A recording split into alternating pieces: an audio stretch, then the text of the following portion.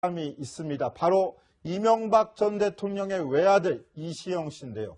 먼저 2012년 대곡동 사저 부지 매입 의혹과 관련돼 피의자 신분으로 특검 조사를 받으러 나오던 이시영 씨 모습부터 보고 오시겠습니다. 현직 대통령의 자녀로선 첫 특검 조사신데요. 국민께 죄송하다는 생각 안 드십니까? 확실히 답변 드리고 나왔습니다. 소명은 충분히 하셨습니까? 네, 제가 할 수 있는 최대한 설명을 했습니다. 검찰 서면 진술서와 동일한 진술 유지하셨습니까? 일부 조금 오류가 있었던 부분도 있는데 최대한 진술했습니다. 이 사건으로 특검 조사까지 받게 되셨는데요. 억울하신 점은 없습니까? 억울하다고 생각은 하지 않습니다. 자, 지난 2012년 당시 모습인데 저거는 내곡동 사저 문제였습니다. 그런데 이번엔 마약 관련 문제라고 합니다.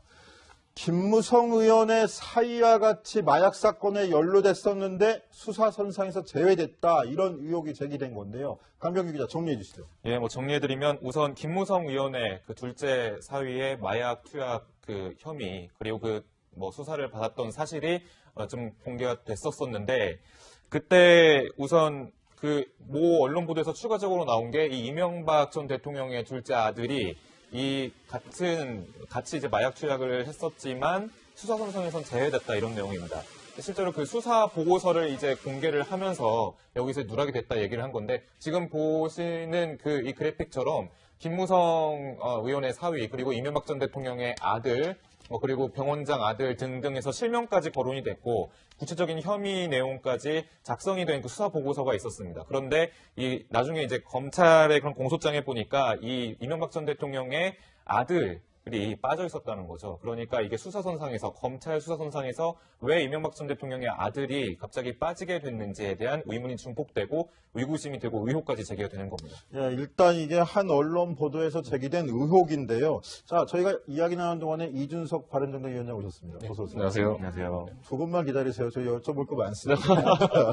이현수 기자, 그런데 이 보도 내용 얼마나 신뢰가 가는 내용인가요? 네, 이 보도 내용에서 이제 나온 그 소스들과 그러니까 취재원들과 해당 이야기들을 살펴보면요. 우선 검찰 고위 간부의 이야기로 중앙지검 강력부에서 마약 수사 중에 이명박 전 대통령의 아들의 이름이 나왔다. 그런데 수사에 들어가지 못했다라고 하고 있는데요. 여기서 밝힌 이제 아들의 이름이 나온 게 마약 공급책인 서모 씨의 입에서 나온 것으로 알려져 있습니다. 근데 그러나 이 정작 서모 씨는 그 이후에 본인이 그때 조사를 받을 때는 약이 덜 깨서 자아가 없는 상태였다면서 그 이시영 씨는 마약을 하지 않았다라고 이야기를 하고 있는 부분이 있고요.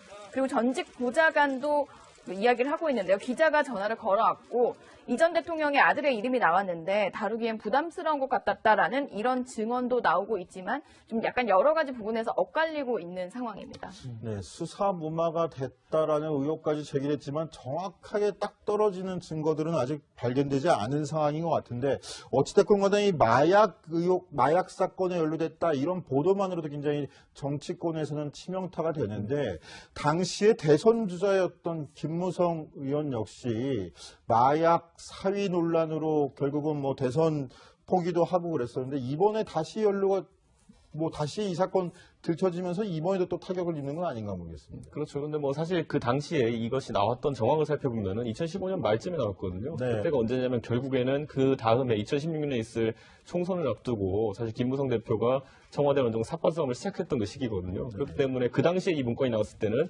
결국 청와대에서 기획해서 이거 폭로한 거 아니겠느냐라는 이야기가 많이 나왔었고 그 청와대는 박근혜 청와대 아니겠습니까? 그러다 보니까 그 안에 같이 이제 MB계까지 통제하기 해가지고 이명박 대통령의 아들 이름을 올렸다라는 이야기가 지금 나오긴 했는데 사실 이런 형태의 문건이 유출될 때는 진짜 말 그대로 유출이라는 것이 어디 흘린 걸 주워오고 이런 것이 아니라 좀 사실 의도를 가지고 흘러나오는 경우가 많기 때문에 이런 의혹도 있었던 걸로 알고 있습니다. 근데 그거는 의혹인데 제가 정확하게 이 사건 취재할 때 저도 있었기 때문에 알지만 이 사건은 법원에서부터 판결이 나오면서 알려지기 시작했던 거였거든요. 네.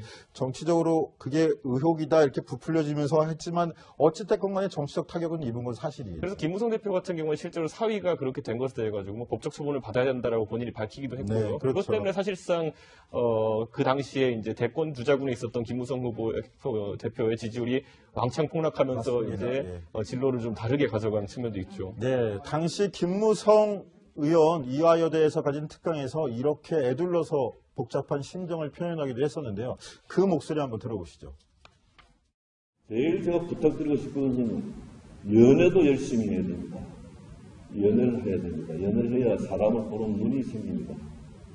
우리 둘째처럼 연애를 안 하고 있다가 잘못 선택해가지고 굉장히 어려움을 겪고 있는데 딸 자식 가진 부모에게는 꼭 연애하는 기술을 가르쳐야 된다. 그런 말을 좀 열심히 하고 있습니다.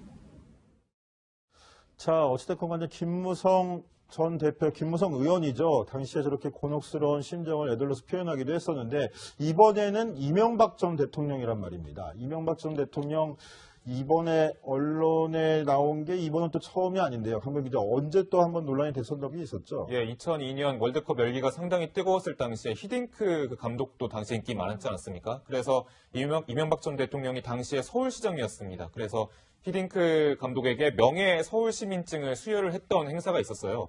그런데 당시에 그 옆에 히딩크 감독과 함께 사진 찍는 사람이 바로 이 이명박 전 대통령의 아들 이시영 씨였습니다.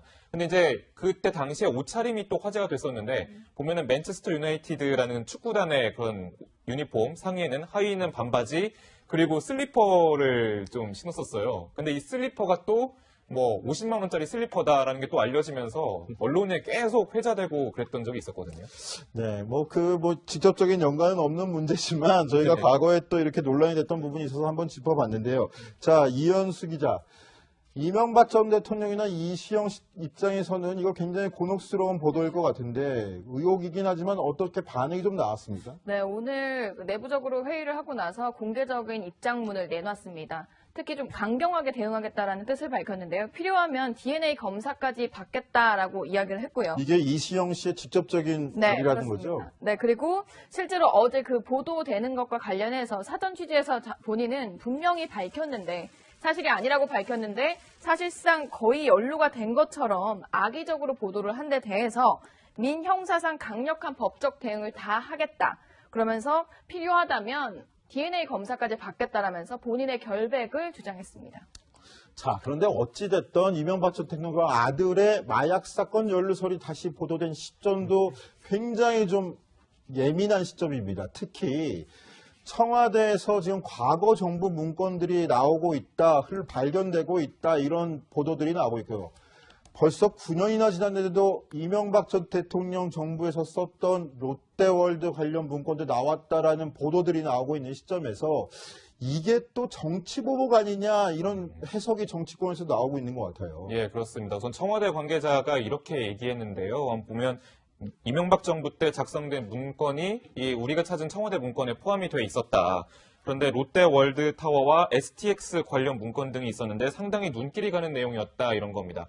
근데 이제 롯데월드 타워는 아무래도 2008년도 당시에 대통령 그 당시에 투자 활성화 차원에서 원래는 짓지 못하게 했던 그 롯데월드 타워 지금 현재 그 세계 5번째 높은 빌딩이라고 하죠.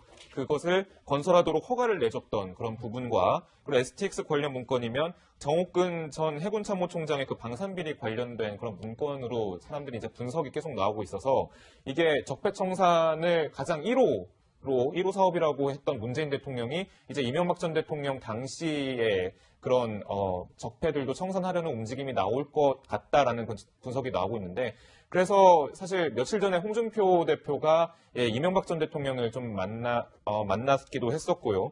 그 전에 이제 대선 레이스 도중에 홍준표 대표가 이명박 전 대통령을 만났었고 그랬었는데 그때 당시의 발언이 상당히 다시 화제가 되고 있습니다. 다시 한번 만나보시죠.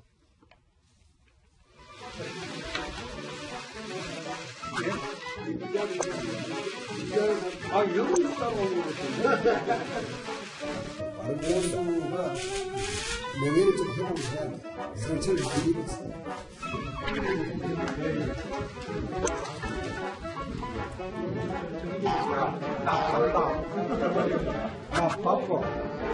대통령께서도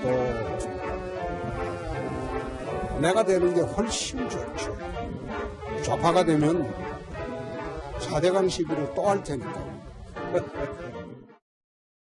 자, 저 말 기억나실 텐데요. 홍준표 당시 후보, 좌파가 정권을 잡으면 4대강부터 다시 수사할 것이다, 조사할 것이다 했는데, 어찌됐건 근데 4대강 지금 감사원에서 감사를 들어갔고요. 지금 롯데월드 문건까지 나왔다고 하는 이야기가 나옵니다. 저 말 적중했다고 봐야 되는 건가요? 뭐 누구나 예측할 수 있는 범죄였기 때문에 뭐 홍준표 지사가 뭐 이렇게 선지자적인 어떤 발언을 한 건 아니고요. 예측할 수 있는 범위였다고 한다면 네. 어찌됐건 간에 정권이 바뀌면 정치보복은 있을 것이었다라고. 그렇죠. 근데 정치권에서 이제 보는 관점은 이게 그런데 MB 정부가 과연 이번에 문재인 정부 들어서 가지고 어떤 수사를 받는다든지 아니면 감찰을 받을 때 어떤 새로운 내용들이 많이 나올 것이냐에 대해 가지고 과거에 박근혜 정부에서도 보면은 이명박 정부와의 뭐 그 인사들과의 은원 관계가 있었기 때문에 이런 여러 갈래로 이렇게 수사나 이런 것이 들어갔던 적이 있거든요. 대표적으로 기업만 해도 롯데, 효성, 포스코 이런 것들은 전부 다 사사치 검찰에서 뒤졌던 전력이 있고 4대강 같은 경우에도 감사를 했고 자원감사 같은 경우도 했고 이랬기 때문에 이 부분에 대해서 과연 뭐 문재인 정부에서 뭐 새로운 자료, 새로운 정보를 바탕으로 해가지고 뭐 적폐청산 할 수 있을지에 대해서는 미지수이기 때문에 정치적 9호선에서 우선 보고 있는 관점도 있습니다.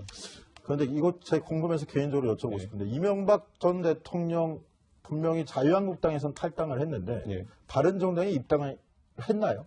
입당하지 않으셨습니다. 아, 그렇습니다. 지금은 아직 무소속인 거군요. 그렇죠. 예. 그럼 동질성이 있는지 한번 따져보려고 여쭤봤습니다. 자, 박근혜 전 대통령, 이명박 전 대통령 두 전직 대통령. 이 사건으로 특검 조사까지 받게 되셨는데요. 억울하신 점은 없습니까? 뭐 억울하다고 생각은 하다. 자, 지난 2012년 당시 모습인데 저거는 내곡동 사저 문제였습니다. 그런데 이번엔 마약 관련 문제라고 합니다.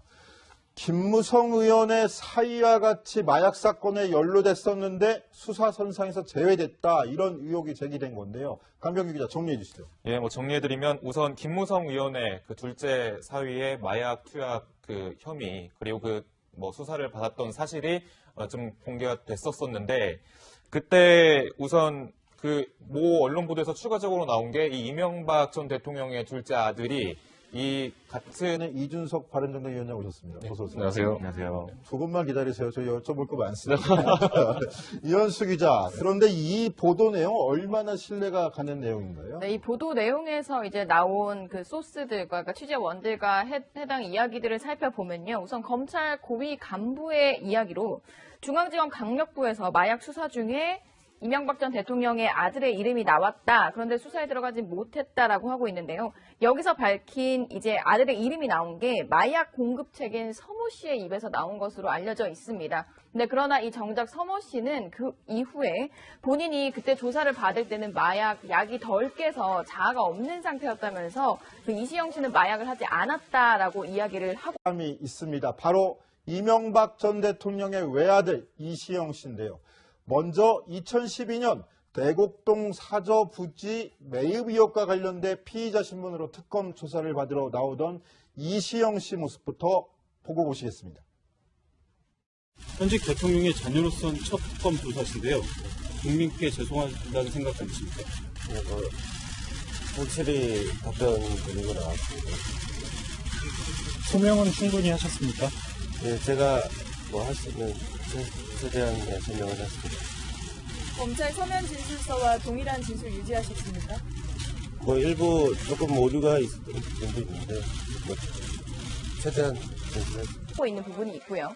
그리고 전직 보좌관도 이야기를 하고 있는데요. 기자가 전화를 걸어왔고 이 전 대통령의 아들의 이름이 나왔는데 다루기엔 부담스러운 것 같았다라는 이런 증언도 나오고 있지만 좀 약간 여러 가지 부분에서 엇갈리고 있는 상황입니다.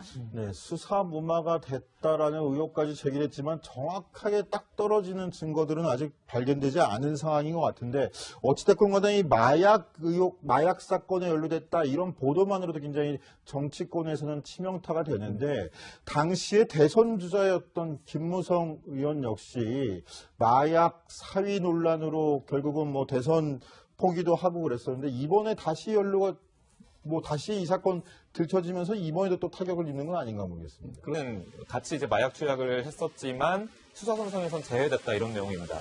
실제로 그 수사 보고서를 이제 공개를 하면서 여기서 누락이 됐다 얘기를 한 건데 지금 보시는 그 이 그래픽처럼 김무성 의원의 사위 그리고 이명박 전 대통령의 아들 그리고 병원장 아들 등등에서 실명까지 거론이 됐고 구체적인 혐의 내용까지 작성이 된 그 수사 보고서가 있었습니다. 그런데 이 나중에 이제 검찰의 그런 공소장에 보니까 이 이명박 전 대통령의 아들이 빠져 있었다는 거죠. 그러니까 이게 수사선상에서 검찰 수사선상에서 왜 이명박 전 대통령의 아들이 갑자기 빠지게 됐는지에 대한 의문이 증폭되고 의구심이 되고 의혹까지 제기가 되는 겁니다. 예, 일단 이게 한 언론 보도에서 제기된 의혹인데요. 자, 저희가 이야기 나눈 동안